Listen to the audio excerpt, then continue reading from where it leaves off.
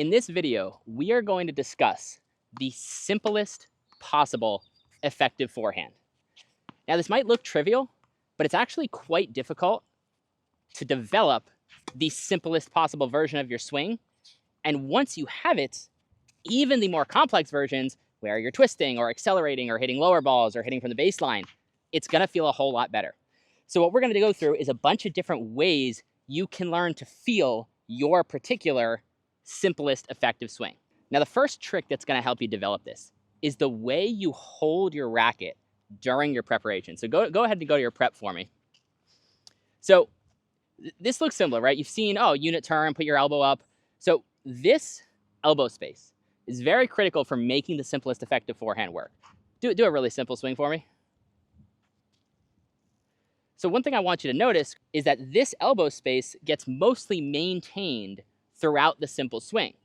And the reason is that these muscles back here, so the lats, the upper part of the shoulder, everything behind the arm, they hold the racket up and connect it to the body.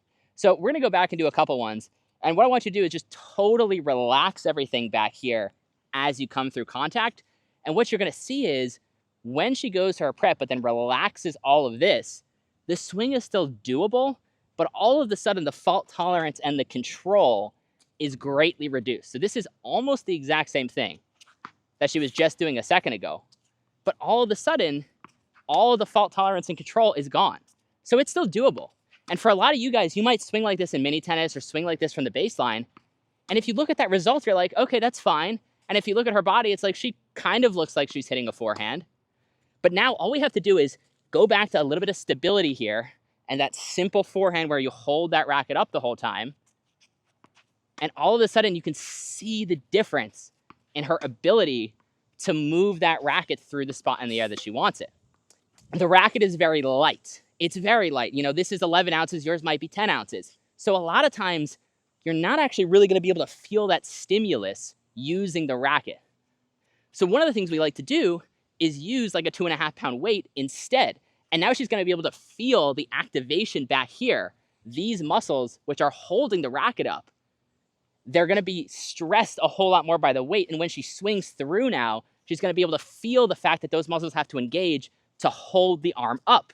And when you hold the arm up like that, everything can come through so simply without all these moving pieces that come from relaxing there. So the first thing you gotta do is hold the racket up.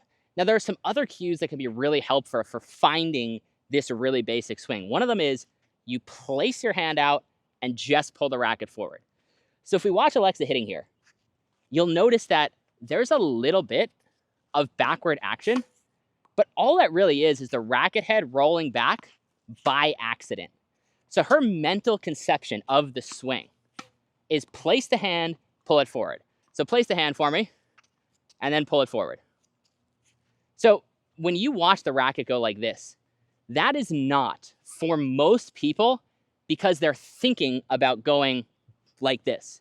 Now, there are a few people where that makes their forehand better, but that's very uncommon. Most of you are gonna feel way better, place the racket, pull it forward, and it's gonna naturally lead you into the second thing we're gonna talk about, which is dropping the elbow and when to drop it. So if we watch Alexa's elbow on these higher chest height balls, you'll notice it barely drops.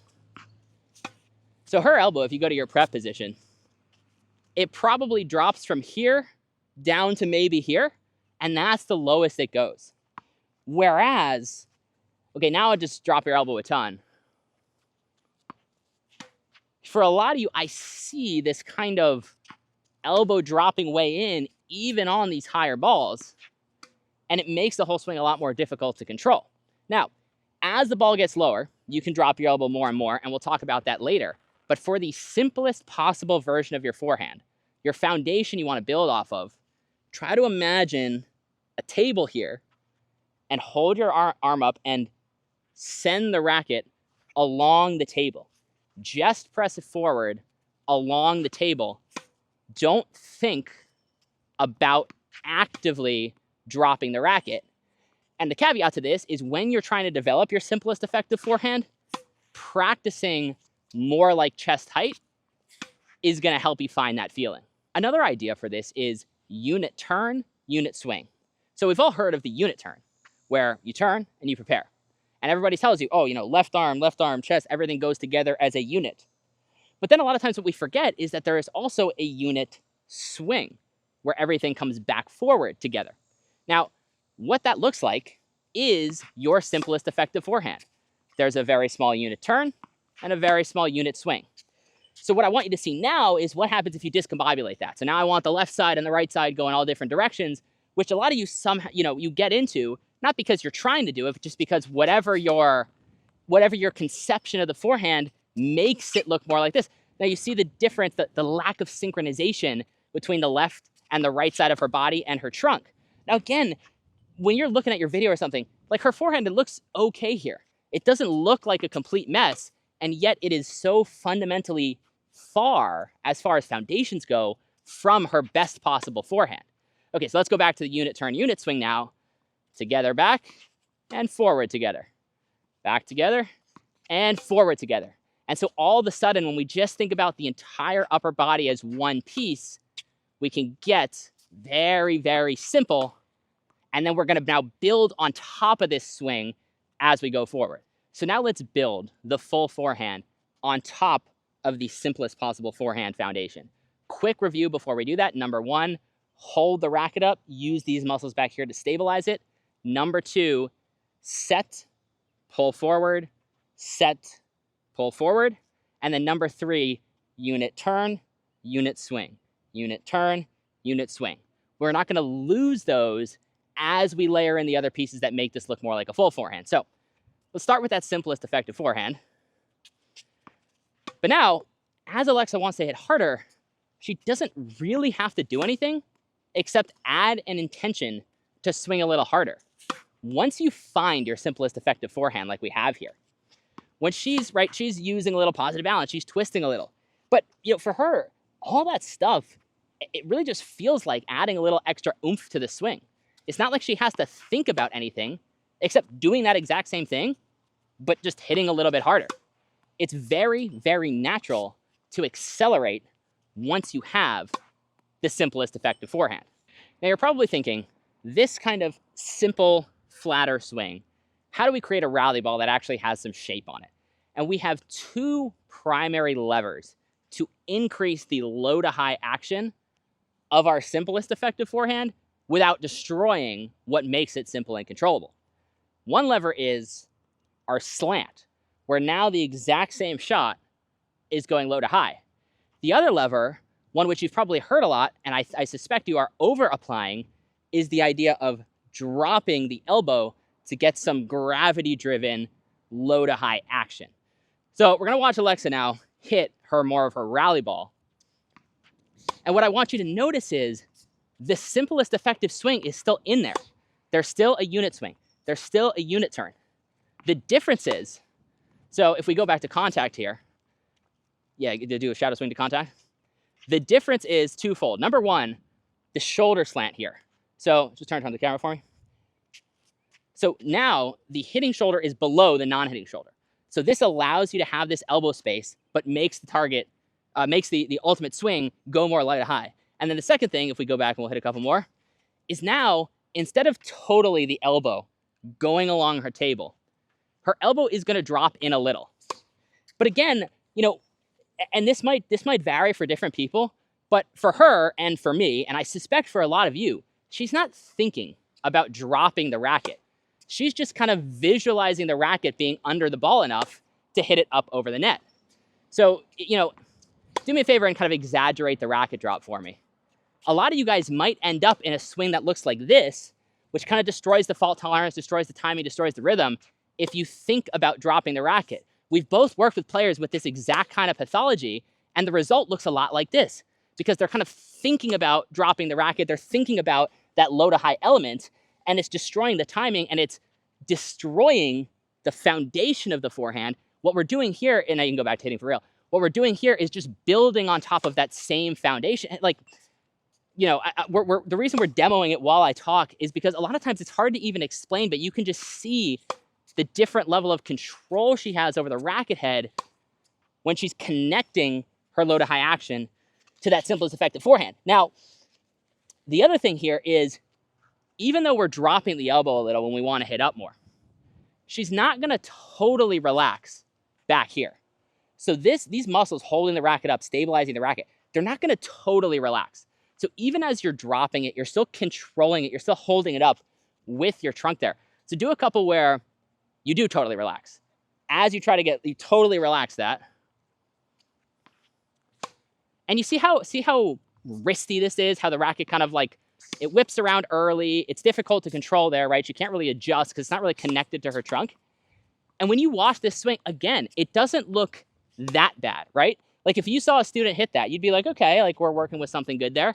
And this is what's kind of so pernicious, or it's difficult to diagnose in your own game when you have these stabilization issues, because it doesn't look that bad. Like her forehand looks okay. It looks like something that has some potential.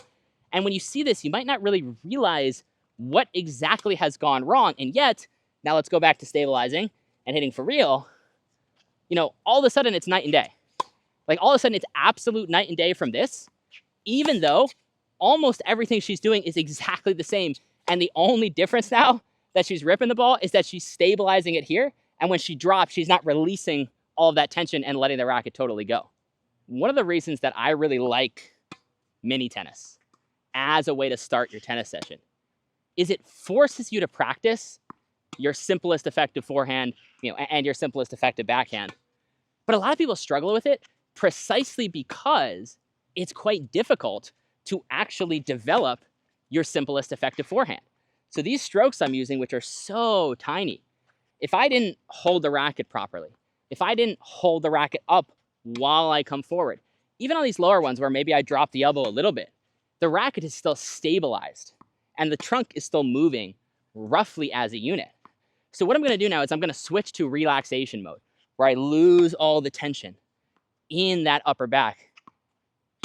And like I can still make the ball, but I guarantee I'm going to shank one. Yep, there we go. It's very hard to control the racket angle because you just have no control over how it's coming through space.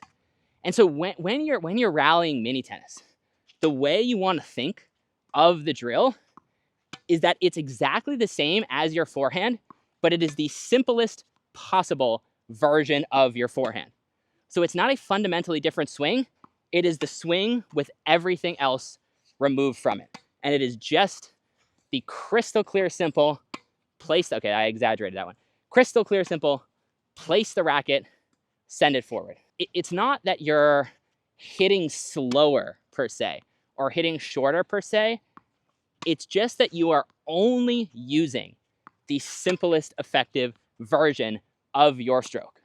So it's just your contact motion. It's just put the racket, send it through, right? We don't need any oomph. We don't need any velocity. You know, you can let the hand roll back a little, but you're never going to be like actually flicking it. And warming up like this, then, you know, we can walk back to the baseline. It's going to dovetail right into your baseline work, where even your first couple baseline shots, you just give it a little bit more, but you can still just make it basically the simplest effective version of your stroke. Now, the last drill I'm going to show you, you do need a coach to do this one. So the simplest effective forehand, it is extremely useful when returning. Part of the reason you might struggle to use your forehand to return a fast serve, you know, you can chip it, but you have trouble using your forehand, is because you don't have a great understanding of your simplest forehand, which is the only one that's going to work under time pressure. So what we're going to do here is I'm standing very close to the net, and Alexa's going to feed me balls, but I have to swing. Now, I don't have to take a full swing, but I have to use my topspin stroke. This is actually a great drill to simulate the time pressure that happens under return.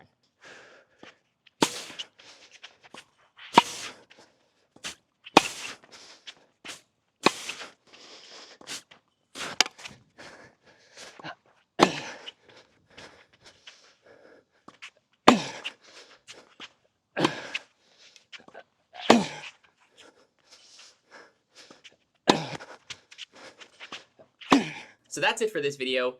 Feel that stabilization in your prep and learn your simplest effective forehand, and your entire forehand is going to get way, way simpler.